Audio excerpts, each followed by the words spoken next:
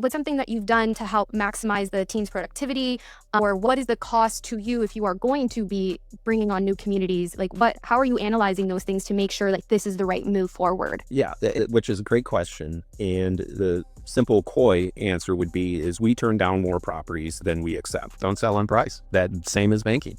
I mean, I can't remember if I said this term earlier or not, but I like to say, you may not like my story, but at least I have one. Create a story, incentivize. Well, I'll only charge you $1,500 a month instead of $2,000. Yeah, no. And that's symptomatic of selling a commodity-based product or service, is you have to differentiate yourself. And if you buy on price or sell on price, you're going to die on price.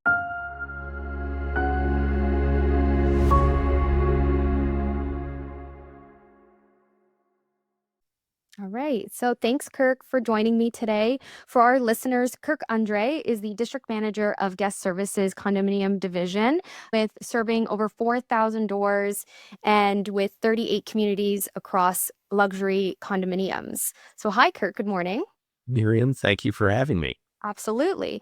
So, Kurt, I want to start by understanding your journey into the management industry. You have a lot of other hats that you've had to get you here today. So I'd love to know or share with my audience what is your journey? What is your entrepreneurial journey?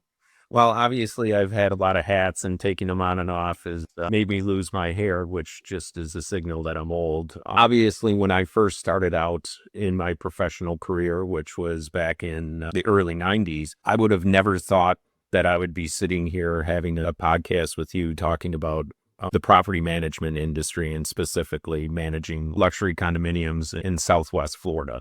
I started off, I'm a banker by training, started off in Chicago, but what was interesting, I was a credit analyst fresh out of college, and there was a little recession going on in the early 90s, and the bank that I was working at had a bad real estate portfolio. So I was just doing boring credit analysis stuff, and I was sitting across from one of the real estate lenders who had two phones going. He's moving, he's shaking, he's swearing, he's foreclosing on people. And I'm like, that looks like fun. I want to do that. So I morphed into a commercial real estate lender, and I wound up for 15 to 20 years lending money to developers building high-rise condominiums, both in Chicago and Milwaukee. So I had that exposure because obviously, once they were built or during the building process, they were creating the associations, who was going to manage it, that kind of fun stuff. And then while you mentioned the E word, entrepreneur, I had an incredible time in banking, but decided to jump off and become a developer myself. And so I became a developer creating single family lot subdivisions using open space techniques, conservation subdivisions. And it was great. I loved it. And obviously, while not luxury condos, I was involved with creating the homeowners association and managing the homeowners associations until they were turned over to the homeowners. But I could smell a change in the headwinds about as early as 2006. I saw the market turning, and I jumped back into banking. And then we obviously all know what happened in 2008, Yes. 2009. So knock on wood. So during the mid 2000s, I was again in banking. And I just kind of decided that I ran my course. I mean, banking was fun, quite frankly, before the crash in 2008. And since then, banking is just a totally different industry. As much as I love what I'm doing now, I will say it is not my dream job. I did have my dream job. I was the operating partner of a wholesale wine distribution company. Oh, okay. So that I loved going to the office. Yes, you could still have that dream job. That's right. But long story short, it was January 2019. I let my dog out. I was living in suburban Milwaukee, Wisconsin. I let my dog out, and it was 20 below zero temperature, 40 below wind chill. And I said, yeah, I think it's time for me to shake things up a little bit. So I was dating a woman at the time, long distance, and she lived down here. And I said, well, let's see if it's going to work out. I have nothing tying my feet to Milwaukee anymore. So I came down. It'll be in 3 weeks. It'll be 7 years that I've been down here. Wow. And obviously, as I indicated, I didn't really want to go into banking. And to be frank, while this area is absolutely booming, there are not a lot of jobs that pay what I was used to making. And banking and property management are about the only two that could support me and my family to the way that we were used to. And I joined up with a large property management company, and that really kicked off my career. But it's what's unique about my story, at least within the property management industry, is I've never been what I would call an operating manager. I've never Mhm. been on site. I've never had a portfolio of properties. I was fortunate enough, and I guess that's because of my age and experience, to kind of segue right into a regional slash district manager role. So, Mhm. and I know we'll probably get into this in more detail, but that's really what my background is, human capital and relational management. I joke around with my managers. It's like, I can't tell you how to do your job because I've never done it before. But my job really as their manager is to encourage, develop, and support them. I joke around with people and my managers that my main role as a district manager at Guest Services is to be a shrink, to be a sounding board. Yeah. Because, as probably all the people that will be listening to the podcast who are in this industry know how intense it is. And we are a seasonal area down here in Southwest Florida, obviously. So we say our season starts from October to Easter, wherever Easter Right. ends. And those, I mean, and you could tell the telltale signs of when season starts or when the car carriers arrive. And you could tell when season's ending when the car carriers come back and pick up the cars. But during that 6 months, plus or minus 6 months, it's absolutely crazy. And I don't want the listeners to think that it's all rainbows and unicorns after, come May when people leave. Well, actually, our people are busier in the summer because of all the projects. I like to say, in addition to the season when our owners are back in, we also have annual meeting season, which Mhm. is in the spring of the year, and then the dreaded H season, which actually we're recording this at the end of May, and on June 1st, the hurricane season in Florida officially kicks off from June through November. Then we have budget season, Mhm. and also during the summer is project season. So our managers are under intense pressure all year round. And if we don't have a storm, that's wonderful. We all hope that's the case. But if you throw in a storm, just creates utter chaos. Oh, And of it puts course. such incredible pressure on our managers because obviously I manage 10 or 11 property managers, and then they obviously manage their staffs and also to a certain extent manage their board of directors. So they need an outlet. And that's so me listening. If anybody asks me what's the most important skill that you need to be successful as a district manager in property management, I would say listening and empathy and compassion. And again, the three words I always say is encourage, develop, and support. They need to know they have somebody behind their back that when something happens. It is interesting. Last night I was at a board meeting and sitting next to my property manager, and as is bound to happen in Florida during the summer, there was a brief heavy rainstorm, and all of a sudden we heard this sound that sounded like water coming out of, or coming out of a faucet into a bathtub, and we're like, oh Oh, no. So no. property manager ran into the other room, and sure enough, a roof drain uncoupled and water was pouring in. Classic. So what am I going to do?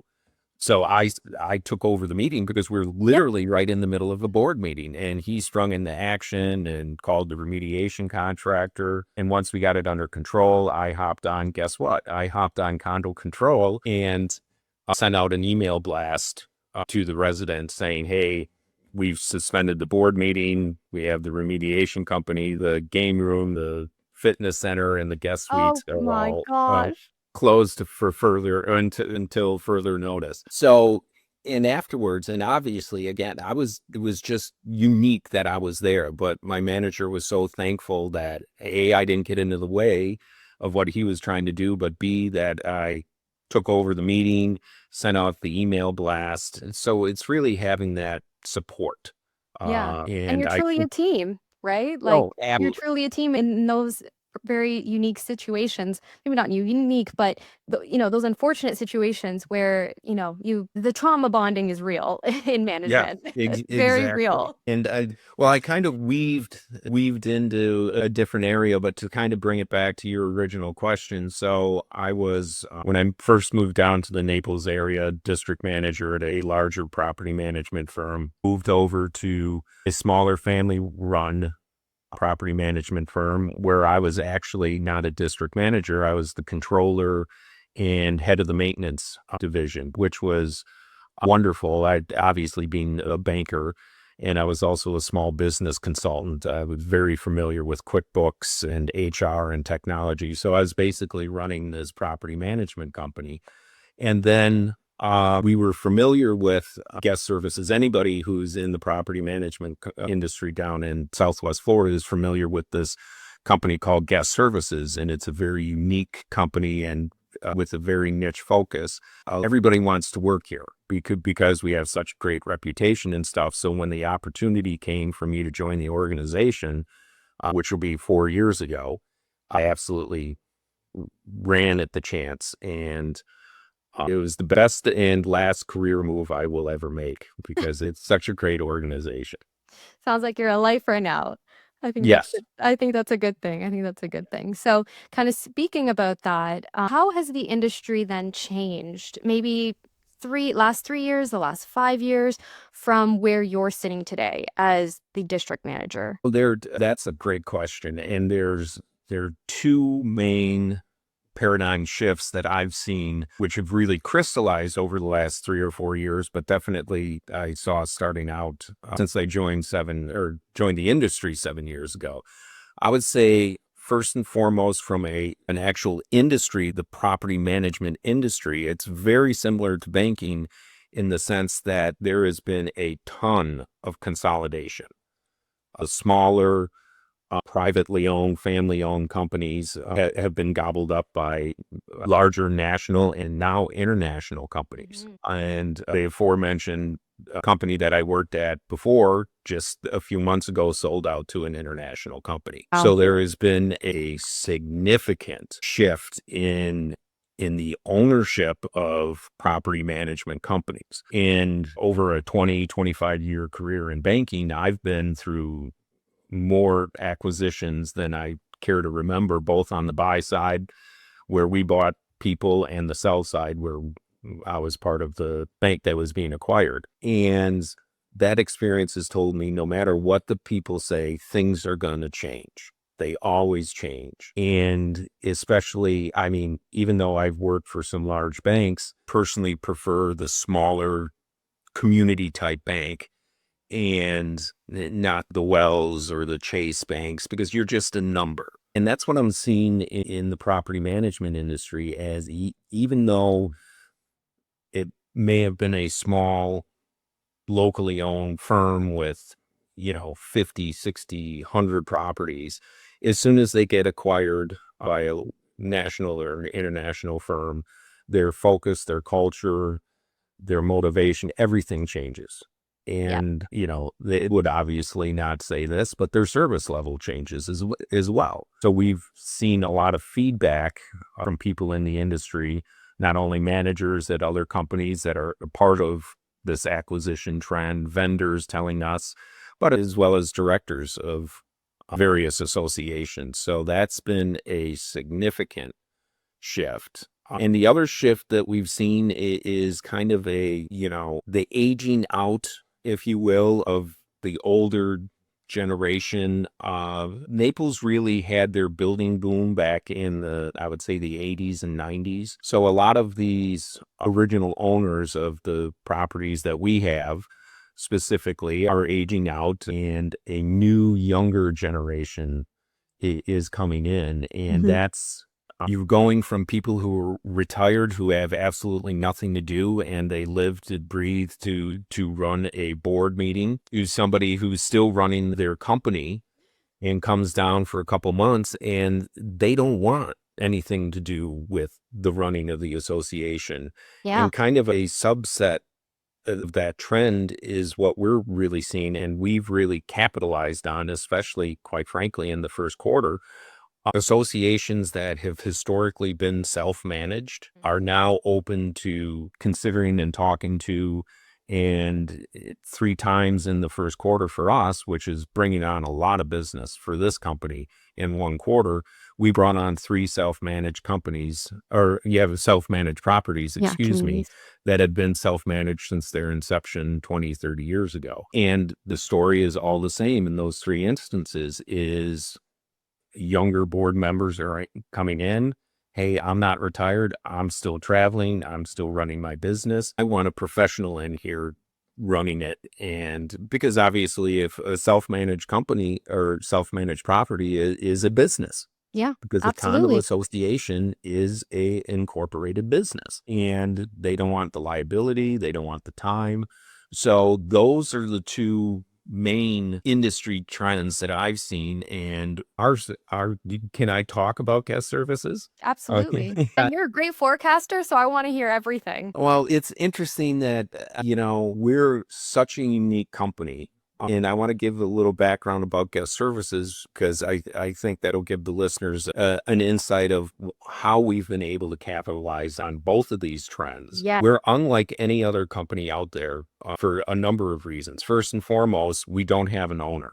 We are a non-stock company governed by an independent board of trustees. And this structure was created back in 1917. So we've been around almost 110 years. Initially organized in Washington, D.C. to feed and house draftees headed over to Europe for World War I. And the G in GSI, we call ourselves. The G is originally was for government. So we had very close ties with governmental agencies, and we've morphed over the years into what I would call three main divisions. First being food service. So we do a lot of private food services. We're still based in Washington, D.C., so we do a lot of food service for governmental and private industries in and around Washington, D.C. We do food service for like Florida Southern College and various other entities across the country.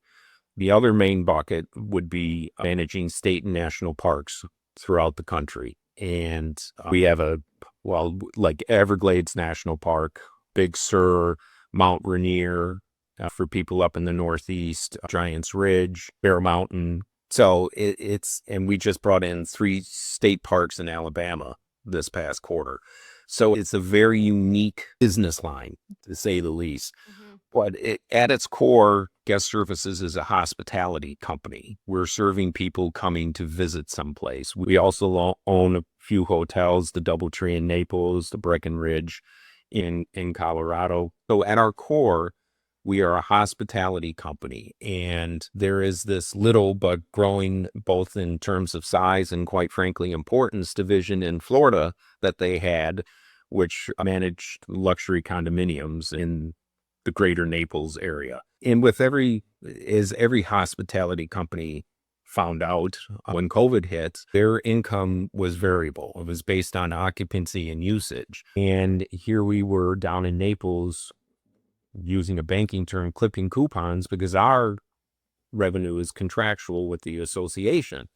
So our CEO didn't have to think too long to say, hey, we need to, as a company, we need to grow that division. And that's Absolutely. when I brought in my associate and, well, quite frankly, my boss, Joanna Vasilescu, and I, over the last 4 years, have basically doubled the division in size and revenue. But we are very cognizant about what makes guest services different than our competition.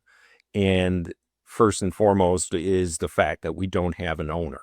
Our motivation is not to grow the company and sell because, quite frankly, nobody would get the money because we don't have an owner. The analogy I like to use is we're the Green Bay Packers of property management.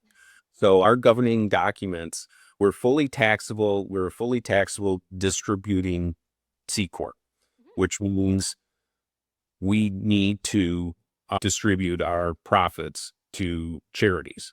So if we have excess profits, they're distributed to charity. And if we ultimately sell, all the profits would go to charity. So our motivation is totally different. And in the context of this wave of consolidation, knowing that we're not going anywhere makes our potential customers and also our existing customers feel very comfortable because it's a revolving door out there.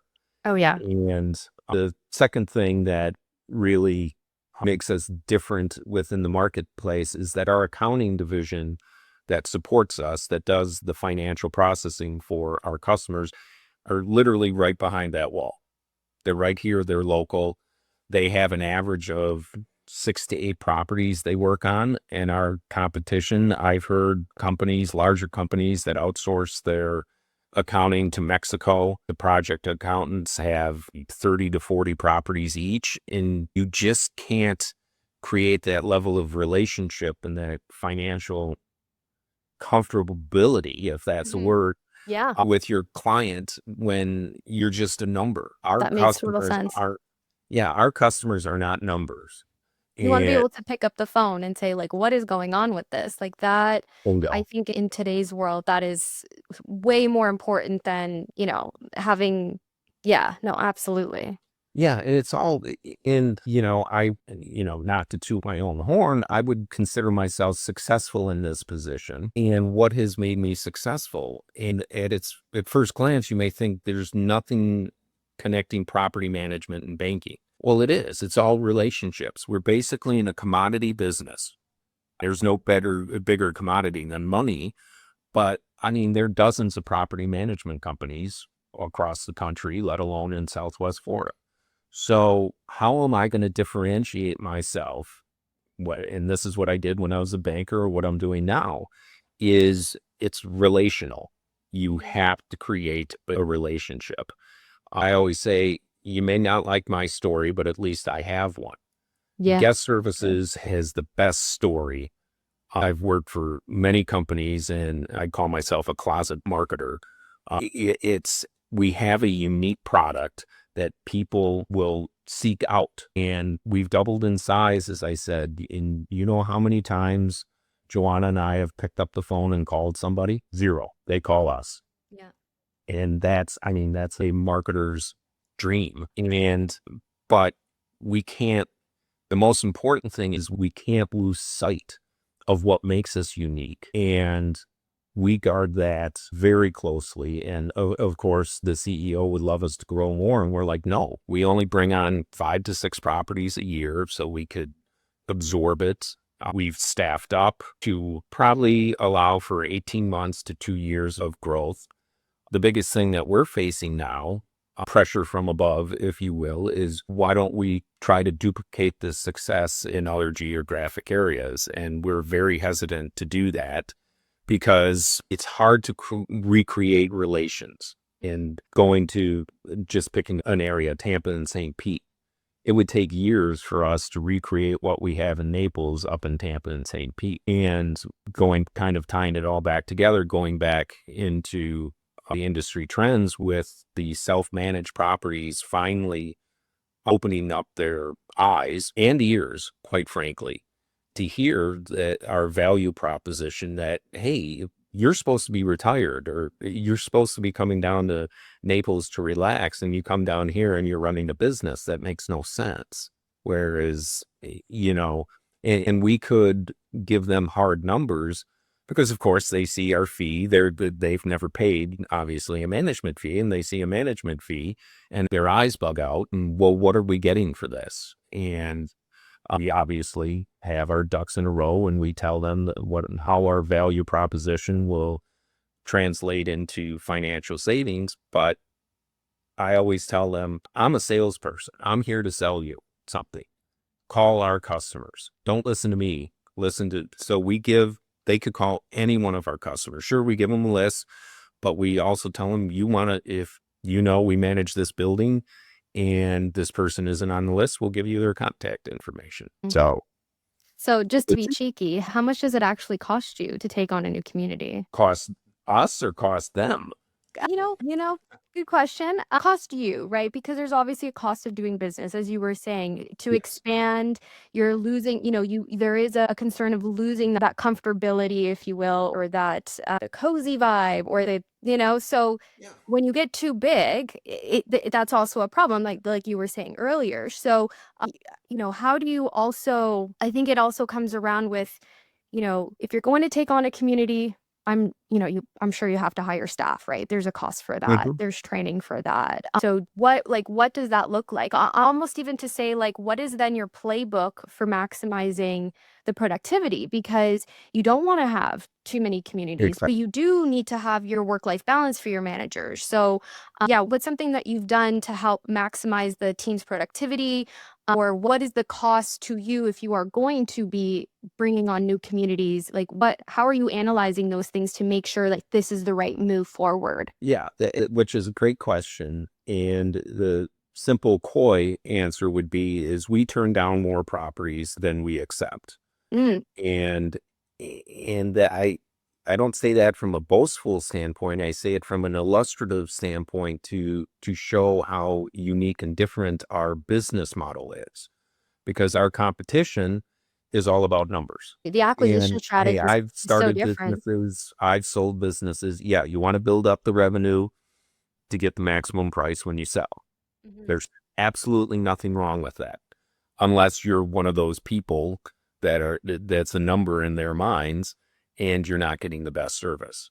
So we are very cognizant about, and obviously we're more cognizant about the backroom staff, because somebody's going to be managing that property, whether or not guest services is Yeah. managing it or not. So, but we want to make sure that we have the infrastructure, behind the scenes infrastructure, because the last thing we want to do is bring a customer in, sell them on how great we are, and then muck it up. And so it's just having the intestinal fortitude to say no. And we only manage luxury condominiums.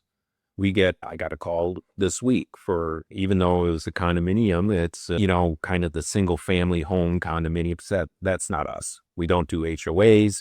We don't do commercials. We do luxury condominiums. And 90% of these that we manage are waterfront high rise condominiums. So our infrastructure is set up and we know how much manpower it takes to bring on a new property. So it's not rocket science. It's just basic forecasting and understanding that we don't want, and having that as our foundation, that we don't want to get too big too quick. We don't want to get over our ski tips, because what makes us unique, that we don't need to pick up the phone and try to find a customer. They call us. We guard that very intensely. And I don't want to say we've locked heads at times with our CEO, because he's extremely supportive of us. But I could understand, well, let's keep it going. Let's grow it. But well, no, the reason we've been able to grow it, and as we tell people, we're not the cheapest game in town, but we're the best. And we could prove that based on our history. And one of the aspects that we're most proud of here is the tenure of both our customer base as well as our general managers. Because every association wants that consistency in the general manager position. And I would say, outside of accounting, which is really where the rubber meets the road in terms of the business of the condominium association, our most important role is finding the right general manager. Do we get it right all the time? Well, of course not, because every community has its own personality. And we interview our customers to say, okay, what skills are you looking for in a general manager? And we'll go out and find a few candidates, present them, and more often than not, knock on wood, we do get it right. But if we don't, we go and try again. And another, nuance of this industry is boards change. So one board may think the general manager is great, and the other board may think they're awful. But I just bring that up because, having that consistency and not having a revolving door is extremely important. And, it's tough to do the calculations because we've grown so quickly. But if we look at our legacy, look at our properties that we had before we started this growth spurt, our customers have been with us an average of 11 years, and our managers have been at their property an average of 9 years. Nobody in the marketplace could touch that. And so it's just getting back to the context of the question. It's just being prudent and strategic that we're already talking about, bringing on an accountant, an additional accountant. We're fine with district managers. We have a capacity for one of my associates to have another 5 properties. So it's sitting down and being strategic is okay. In the next 18 to 24 months, if we bring on 10 properties, who's going to be the district manager? Who's going to be doing the accounting? So the cost of bringing customers in is really that human capital management and making sure, and having a 100-plus-year-old company that's extremely financially stable that can front that cost. Because as I said, we've been around 100 years, we'll be around another 100 years. So if and our CEO is formerly our CFO, and he's a CPA, so obviously he understands numbers inside and out, and he understands it's okay, we're going to have a little dip because we're bringing on an additional accountant or additional district manager, and rather than stretching the existing staff until they're ready to break and then bring somebody in, that's the worst thing you could do. And Right. So hitting that growth ceiling it's a people problem. It's not necessarily process, it's not technology, it's no, just people, humans. it's with people. And I would say that if I could amend one of my previous answers about the industry trend, I would like to add that finding good people is extremely difficult. And I think the larger industry trend is not as many people are coming into this industry as they did before. Yeah. Um, A lot of people don't know what property management or community management is. Even for myself, I fell into it because someone told me that there was a job that I could do paper pushing, and I would leave early on Fridays at 3 o'clock. That was obviously all a lie, but that's, in school, I was never taught, and I lived in a house. And so I didn't know, what an apartment building or a tower, was. So I think there's, not to say a lack of education, but maybe the industry needs to promote ourselves more to the younger generation to say, being a TikTok star, being an influencer, sure, that looks great and dandy, but doesn't really pay the bills. And realistically, property management is pandemic proof, recession proof, like as you said, very steady. So why isn't the younger generation kind of coming to say, well, instead of I want to be a TikToker, it's I want to be a property manager. It's a very good job. It just maybe we need to work on the optics and marketing more. But yeah, there's even in, college or university, it's not something that people necessarily aspire to, which is a shame because there's a lot of good things that come from being like a community manager. There's a lot of life circles that you see that are, I think, very fulfilling. And that's being like on the ground level, right? Not necessarily being in head office, but it is really fulfilling to kind of see someone go through, maybe they get married, have kids, go through a divorce, start a business, get married again. And there's, that's a very small piece of someone's life that not everyone has privy to, especially with the age of internet where you're only posting the good stuff, you're only posting the positive stuff. But so to, go and help, an owner knowing that they're at a tough time, and then them being so grateful that you are empathetic or that you are willing to listen, right? Like that's AI will never replace that. Right. Yep. So that's where like technology and processes, you can have that down pat, but humans with humans, it's always going to be. Oh, exactly. And I have my fingers in lots of pots here at Guest Services. And one of the things I kind of unofficially oversee is recruiting. And the two trends that I've seen is the vast majority of people applying across all our positions are older, second, third career type people. I'm not bashing that because guess what? That was me 7 years ago, trying to find a job down in Florida in an industry that, quite frankly, was new to me. Very few younger people. And there's a nuance with guest services because we're at I like to call property management a pyramid. And at the bottom of the pyramid, you start off because you got to work your way, obviously, get your foot in the door, as they Hmm. speak, is you're going to be an admin or you're going to be a portfolio manager. Right. Oh, God, I have more empathy for portfolio managers than anybody else in this industry, having to manage 10 to 15 properties. And then a hurricane comes, it's just, they don't get paid anywhere near what they deserve to be paid. But then you move up the pyramid, but at the tip of the pyramid in the property management industry, at least on the residential side, is to manage a luxury high-rise condominium. Why is that? Well, it's twofold. It's a high-rise building is a very complicated piece of infrastructure. And second of all is simply they could afford to pay the most money. So if you've been in the property management industry for 10, 15 years, your goal is to become a manager of a luxury high-rise condo because you'll be paid for that.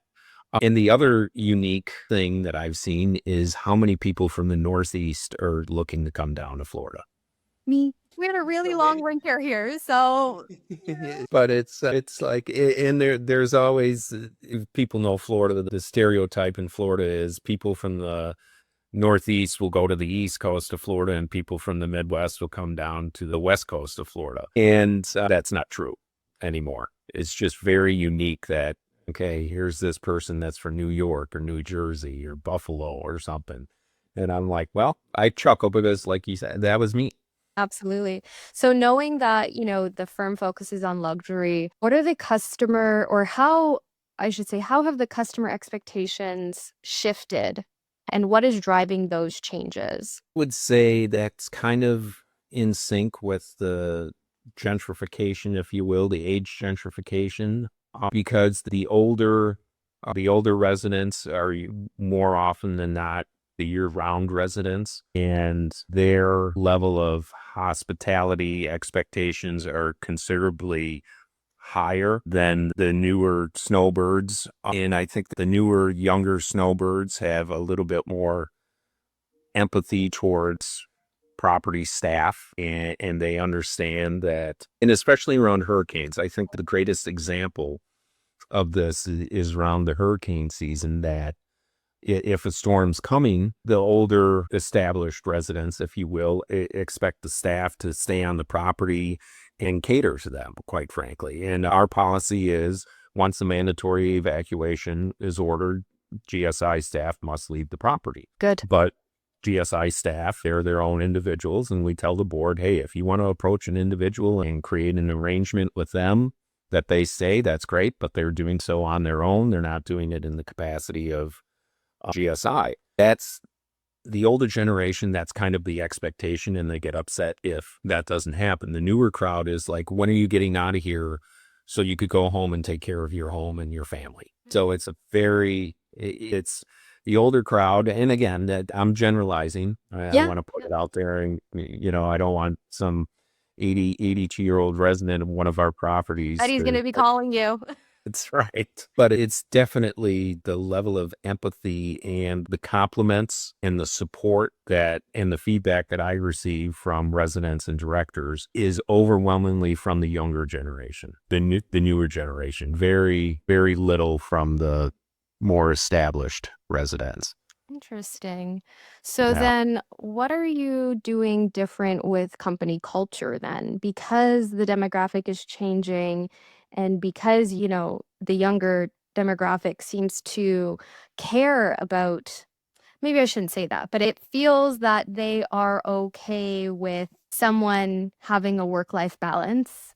How has that shifted, or what are you doing differently to make sure that can stay within what you share with your employees or with the firm or Yeah. I don't think we're doing anything different per se. And you mentioned the C word, the culture word. And Guest Services has an incredible culture. I was fortunate enough to start or be formed early in my professional career. I spent almost 10 years at a bank called LaSalle Bank both in Chicago and then eventually in Milwaukee. And the culture there was so incredible that it allowed me to meet all my professional goals 5 to 10 years before in that I had in my timeline.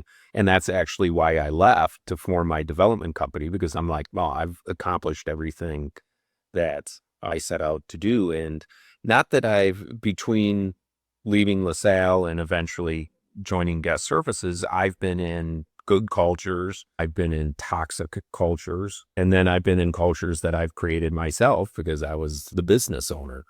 Mhm. But it is, I think you used the term lifer before. And once I got to Guest Services, the culture of the organization is so unique and so amazing and so wonderful and so supportive. That's allowed me to thrive, but that also extends down to our managers. And the word that encapsulates the culture would be support.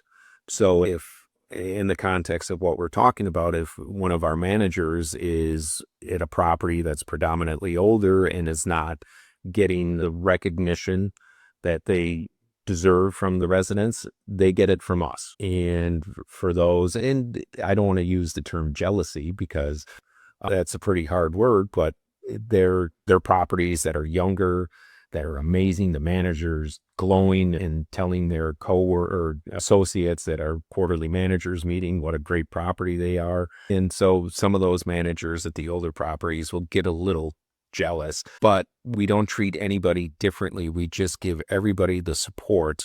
We're not micromanagers. That's the quickest way to lose a manager is to micromanage them, not only from me being their direct supervisor, but more often than not is boards. And that is, Generation.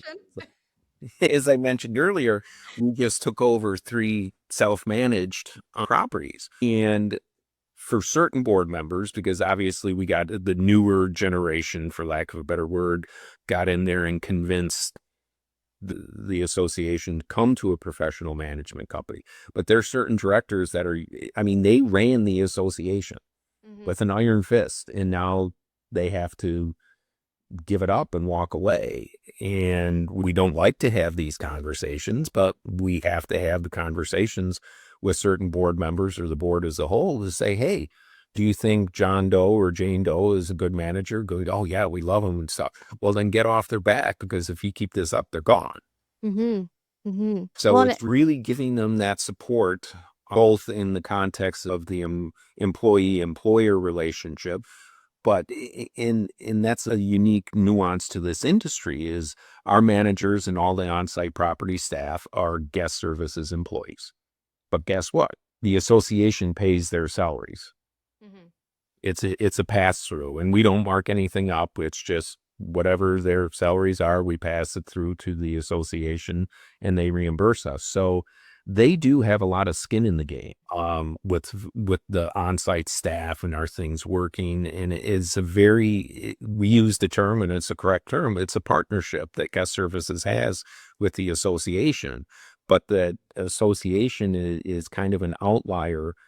Here you have the employee-employer relationship, but then you have the association that's kind of got a dotted line. yeah. So we have to manage the board and we have to manage our employees, but we're nothing without our employees. So that's why, that level of support, when they're having nagging owners and stuff. And it interesting, just anecdotally, again, not to demonize, for lack of a better word, our owners. It's just this year was very unique that people seem to be more snippy and have a shorter fuse, and people by meaning owners, and Mhm. it affected our managers significantly. And that's Absolutely. why I don't go out that often. I'll go monthly. I'll go to the board meetings, mostly in person, but if not by Zoom. But I straddle going to see my managers in person, with not making them feel that I'm breathing over their neck, but they know they could call me 24/7 about anything. And they do. And once they get it off their chest, they feel so much better. But I fielded a lot more of those calls this year, especially I would say March and April. For some reason, people were just cranky. Interesting. Yeah.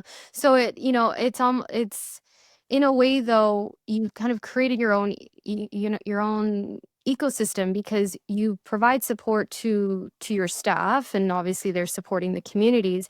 That also, though, just naturally helps then retain the communities because, like you were saying, your staff has stayed on for 9+ years. The communities stay on for 11+ years. You don't even need to necessarily worry because everyone, not to use the word family, but everyone is so comfortable and they know, like, whether it's a really bad, weather season or something is there's a lawn ornament or whatever that's not supposed to be there or whatever the case is, like there is really truly a commitment to each other, which I don't know if that is the case for all other communities. Like, it's true, like as you said, partnership, and where my brain goes is like marriage. Like, you are committed to each other, not only as an employee employer relationship, as a community. And that's a lot of people to be married to. That's a lot of personalities, right? So that I think it naturally, when you have that kind of thought process of that relationship, of that partnership, with that support, you're just naturally going to retain.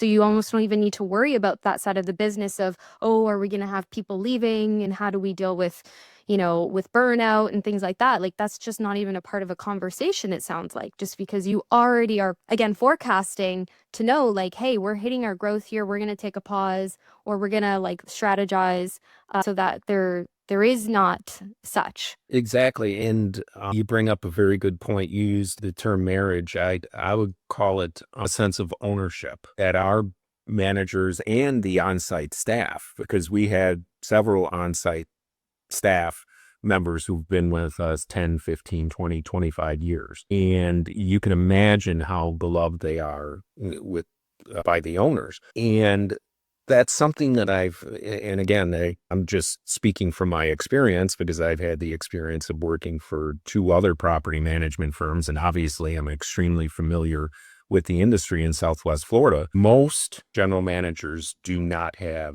a sense of ownership. They don't approach their job like this is my property. Like the And agency. I'm gonna treat it like my own. I'm gonna make the decisions. They clock in, they clock out. They don't care. And I think that's a symptom of the transactional approach that many of our competitors subscribe by. And hey, they've been successful. I'm not gonna bash them. But my entire banking career it was relationships. I've had several customers who I've lent tens to hundreds of millions of dollars to follow me to three different banks. Hey, the money's green. Doesn't matter where they're getting the money from. It's all green. They followed it because of the relationship I had with them. So we encourage, in lack of a better word, demand, if you will, that our managers create a relationship with their community. And that's crystallized, we know that crystallizes when that sense of ownership that when one of my managers says she won't spend $10 on a computer cable. She pulled out a box and is going through all these computer cables. And I'm like, it's $10. It's not your money. And she's like, yes, it is. Hmm.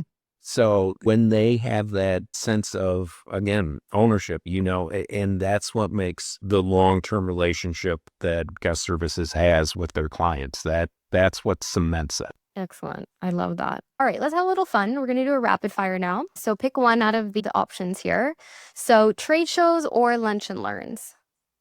Lunch and learns, 100%. I don't go to trade shows and lunch and learns. And that's, what word did we just use? Relationships. That's where you create the relationship with the vendors.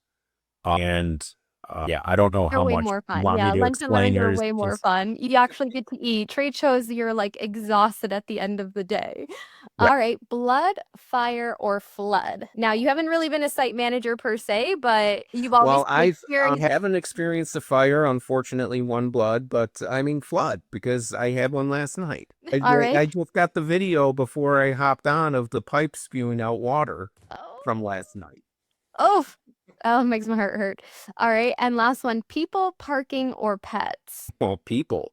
I chuckled. I was going to ask, well, in what context? Who do I like better? Pets. But no, I think I like pets. I think but I no, like I mean, pets. I've been fortunate enough in almost all the steps of my long, varied career path to be successful. And what's the common theme throughout that? And that's creating relationships with people.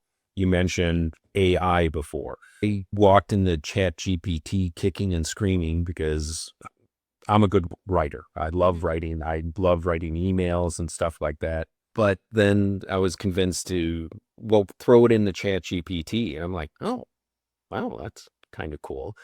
So there's certain aspects that AI and one of the things we're seeing in AI, and maybe this could have been another industry trend, while meeting minutes, meeting summaries.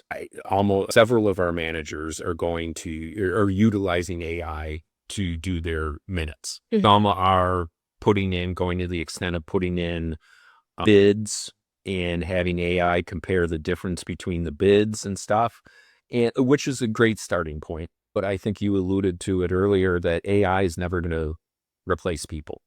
No, never. It'll And never it's replace the all, relationship. yeah, it's all relationship based. So I have two more questions. Yeah, and then we'll wrap it up. So I appreciate your time. So for leaders that are trying to grow their portfolio, what is the first thing that you tell them to do or fix, or what is one piece of advice so that they could grow? Don't sell on price. That same as banking.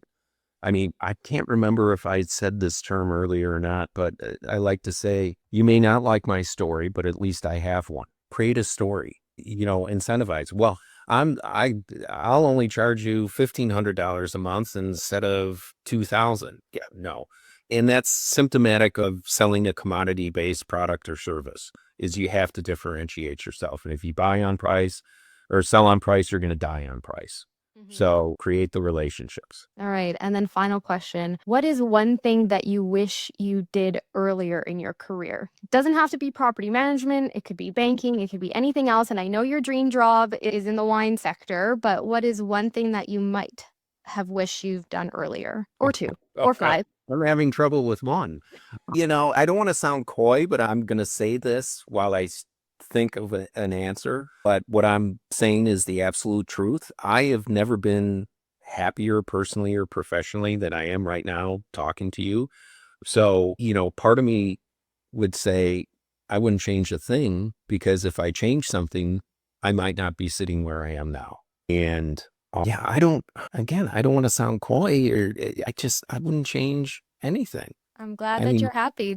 Health is wealth. yeah, Happiness is like, gold. So, yeah. I mean, I approved a loan back in 2008 that went south. And I would love to say I wouldn't want to approve that loan. But guess what? If I didn't approve that loan, the bank may have never sold and blah, blah, blah, and I wouldn't be in Naples. So I look back in my long and varied career, and honestly, I wouldn't change a thing. excellent. That's a perfectly good answer as well. All right. Thanks, Kurt, for joining me today. I hope you have fun. And of course, I wish you continued success. Thank you so much, Miryam, for having me. Absolutely.